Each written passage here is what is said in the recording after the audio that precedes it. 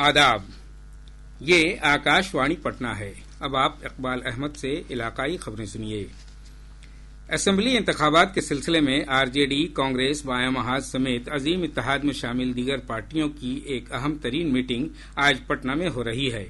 R J D کے ریاستی دفتر میں منعقد میٹنگ میں پارٹی کے سینئر لیڈر تیجسوی پرساد یادو، کانگریس کے ریاستی صدر راجیش کمار، کانگریس کے ریاستی انچارج کرشنا الورو، بایاں محاذ پارٹیوں کے سرکردہ لیڈر اور وی آئی پی کے رہنما اس میٹنگ میں موجود ہیں۔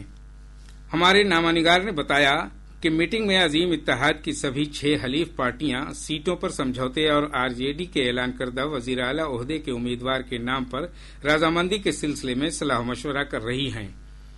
حال ہی میں این ڈی اے سے الگ ہوئے پشوپتی کمار پارس کی پارٹی راشٹریہ لوک جن شکتی پارٹی کے عظیم اتحاد میں نئی معاون پارٹی کے طور پر شامل کرنے پر بھی غور و خوض ہونے کا امکان ہے۔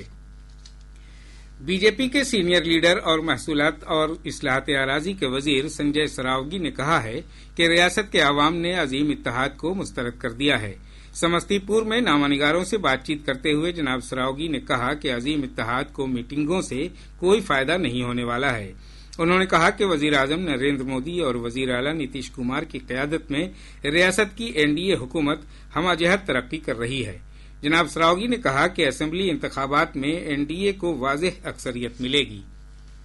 ایک بلڈر سے رنگداری مانگنے اور جان سے مارنے کی دھمکی دینے کے معاملے میں فرار ملزم داناپور سے آر جے ڈی رکن اسمبلی ریت لال یادو نے آج داناپور سول کورٹ میں خود سپردگی کر دی۔ اسی معاملے میں ملزم رکن اسمبلی کے کئی معاونین نے بھی خود سپردگی کی ہے۔ ان سبھی کو عدالتی حراست میں بیور جیل بھیج دیا گیا ہے۔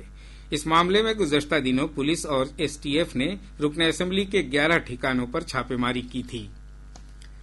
بھارت کے چیف جسٹس سنجیو کھنہ نے اگلے چیف جسٹس کے طور پر جسٹس بی آر گوئی کے نام کی سفارش کی ہے۔ موجودہ چیف جسٹس جسٹس کھنہ کی مدت کار 13 مئی کو ختم ہو رہی ہے۔ 14 مئی کو جناب گوئی ملک کے 52ویں چیف جسٹس آف انڈیا کے طور پر حلف اٹھائیں گے۔ جسٹس گوئی 23 نومبر 2025 تک اس عہدے پر مامور رہیں گے۔